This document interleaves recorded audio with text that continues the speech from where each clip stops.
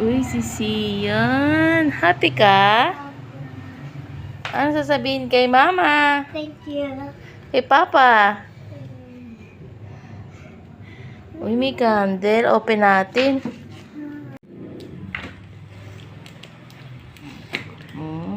Ito po, binubuksan na namin ang gift ni Sian. Acceptin niyang makita sa loob. Ay.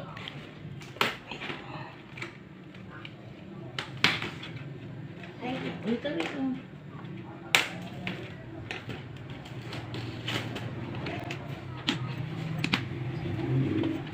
Ay. Tita, please.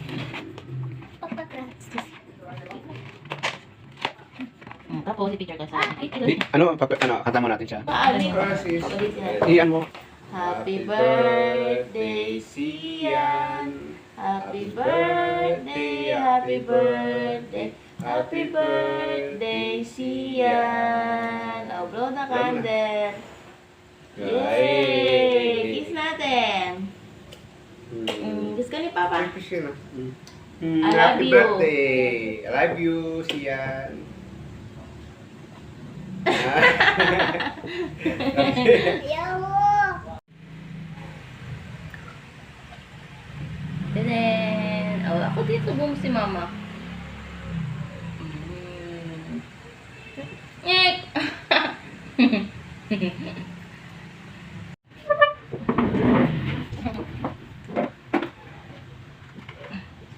Okay na. Okay naman yan. Ha? Uy! Ay, hello! Dito ko. Pakita mo doon. Si Batman! Pakita mo si Batman. Ay, Batman. Sarap. Oh, tawag. Sige, kuha ka na. Oo, doon mo. Sisigan! Oo! Tapos ito pa, hanggang mo pa. Sige, ilay mo. Okay. Kita mo. Pakita mo doon. Ayun, Sian. Ito, sige na. O, ito magkutsara. Kaya mo na yan, kutsara mo na. O, kutsara mo nilagay. Ito. Kutsara mo nilagay. Hindi pa lang. Sige. Ngek. Ayun, tinapay o. Alam nyo ba, bago ang cake na yan, nung umaga, kami ay nag-celebrate na dito sa may Park Homes. Ang mga kasama namin, yung mga pinsan niya. Bali, 6 na bata lang naman. Napakasimpleng selebrasyon lang naman, yung mag-e-enjoy yung aming anak. So, ito nga, dito sa lugar na ito, naglatag kami, ayan, ang dala namin, pansit at spaghetti lang. Tapos, bumili na rin kami ng pakwan na halagang 50 pesos. Hindi ko alam kung mura ba yan o mahal. Sobrang nag-enjoy sila dito dahil pumunta kami dyan ay mga 1:00 na. Dahil nga mainit, napagpasyahan nga namin na dito na lang kami. Parang yung eksena nag-picnic lang. Yung amin nga sinakyan yung aming food cart. Tapos itong bike na pan-deliver sa mga cook. Ito nga yung anak ko, oo, diba? Ito nga at mag-uumpisa na nga kaming kakain. Napakasimple lang talaga yung aming selebrasyon. Dito nga ikakantahan na namin siya. Happy birthday to you. Happy birthday to you. Happy birthday, happy birthday, happy birthday, Sian. Happy birthday. Happy birthday. Happy birthday. Sabi mo thank you. Oh. Kainan time na, enjoy sila sa pakwan na binili ko.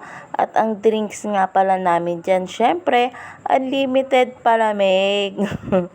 Ito nga kanya-kanya na kami pwesto. Yung iba nagsilatag na ng mga karton. Tapos ito yung plato namin, may tatak pa talagang coke.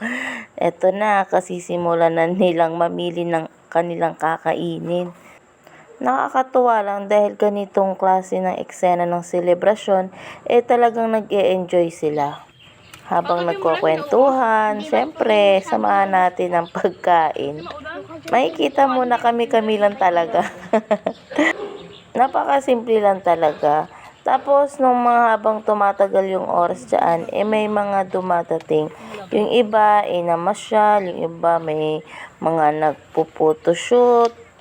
Maganda kasi sa lugar na to kasi maganda yung tanawin, presko, tapos kadalasan dito talaga sila kumukuha ng mga magagandang picture para sa kanilang mga kasal, birthday, etc. Tapos yung mga ganitong eksena, mga picnic, oo, may mga nagpi-picnic din talaga dito. Paano ba naman kasi, ang ganda ng ng tanawin, tapos ma-presko. Basta maganda kasi yung yung mga puno, ang tataas niya. Nakakatuwa talaga siyang pagmasdan. Itong anak ko, ayaw niya kumain yan masyado. Kasi masama yung pakiramdam ng kanyang tiyan. Pero kahit papaano, nakakasubo-subo naman siya, nakakatikim-tikim naman siya. Pero ito nga nag-enjoy siya sa pagbabike. Kanya-kanya na rin pala silang kuha ng palamig na yan. Ito kong nilutong spaghetti, talagang nasarapan din naman sila. Tapos yung pansit, minsan lang talaga ako din nasarapan sa aking luto. Yung luto kong pansit, ewan ko, type ko yung luto ko ngayon. Pagkatapos nga pala nila kumain dyan, naglaro sila. Yan naman din talaga yung kanilang target dyan. Kaya pumunta kami dyan, yung mag-enjoy, maglaro, mga ganyan, magbabike-bike. Talagang yan yung gusto din ng anak ko kung bakit pinili niya din na sa park homes kami kaysa mamasyal sa labas. Ayun, yun na lang din talaga yung ginawa namin. Ito yung kanyang pinsan, nagbabike-bike sila. Wala rin naman kasi masyadong nadaan dito, kaya safe din naman magbike din. Dito nga pala kami pumesto sa may tabi, malapit sa aming food court. Ito yung anak ko. Talagang nag-e-enjoy siya. Bike lang talaga siya. Ayaw niya masyadong magkakakain. Mas talagang inuuna niya yung kanyang enjoyment sa pamamasyal namin. Nakakatawa din dito kasi nga walang masyado talaga mga sasakyan. Kaya yung mga bata ayan, pwedeng mag-bike-bike. Mga eksena namin, mga ganito, o diba? Pwede ka rin talaga humiga, pambihira. Yung photographer, nahuli pa talagang humiga ako, diba? Kanya-kanya kaming eksena. Ang sarap din naman kasi magpahangin, tapos syempre nakahiga ka. Ayan ang tataas ng mga puno dito. Kulang na lang nga magdala ako ng unan. Mga pinsan niya. Ito, naglalaro sila. Tapos na din kasi kaming kumain. Ako, ayan. Gusto ko lang talaga din mag-relax. Hindi na nga pala ako nagtinda niyan buong maghapon. Ganito yung mga puno dito. Tingnan nyo, ang lalaki. Ito yung may mga nagpo-photoshoot sila para sa kanilang, ewan ko, kasal ata. Maraming pumupunta dito para magganyan, mga picture. Tapos meron ng mga estudyante, mga kabataan na dito rin napiling mag-practice. Tapos dahil nga kami ay merong palamig dun sa aming kinakain, inumin, ganyan. Inalok din namin sila kasi may gustong bumili. Wala naman kaming paninda. Sabi namin, sige, kuha lang kayo dyan kasi free yan kako. Tapos eto nga nagtakal na rin yung pamangkin ng asawa ko. Binigyan namin sila ng palamig kasi wala kaming dalang paninda. Natuwa din naman sila kasi may free na palamig. Sinadya din talaga namin na magtimpla ng palamig na madami para just in case na meron ng mamasyal, maaalok namin sila. Yun nga lang, hindi namin sila naalok ng pagkain kasi nga hindi naman ganun karamihan yung aming niluto. Pero kahit papaano, syempre naalok namin sila ng palamig. Mga kabataan na nagpa-practice sila ng sayaw.